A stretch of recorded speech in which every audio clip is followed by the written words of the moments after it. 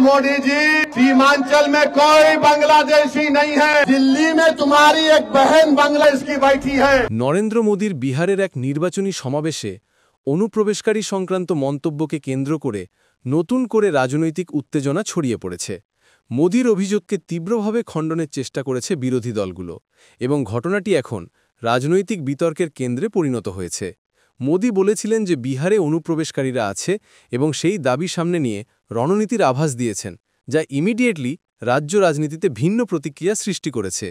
বিরোধীরা বলছেন এই ধরনের ভাষা বিভেদ সৃষ্টি করে এবং রাজনৈতিক উদ্দেশ্যপ্রণোদিত। এই প্রেক্ষাপটে অল ইন্ডিয়া ইত্তেহাদুল মুসলিমিনের প্রধান আসাদুদ্দিন ওয়াইসি কড়া আক্রমণ করে জানান যে বিহারে কোনো বাংলাদেশি নেই এবং মোদীর বক্তব্যকে উল্টে তিনি একটি তীক্ষ্ণ তামাশা ছুড়েছেন। আপনার এক বোন বাংলাদেশে নয়, দিল্লিতে বসে আছে।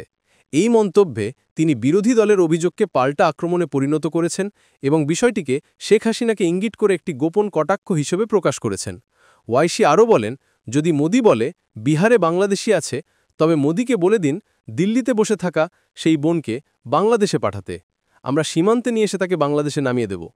এই বক্তব্যটি রাজনৈতিক বক্তব্যের সীমাকে ছুঁয়ে গিয়ে নতুন বিতর্ককে জমজমাট করেছে। রাজনৈতিক পর্যবেক্ষকরা বলছেন, নির্বাচনী মোর্শে এমন তিক্ত ভাষা ও ব্যক্তিগত সাবলীলতা রাজনীতিকে আরও উত্তপ্ত করছে এবং দলে দলেই প্রতিশোধের আভাস দিয়েছে।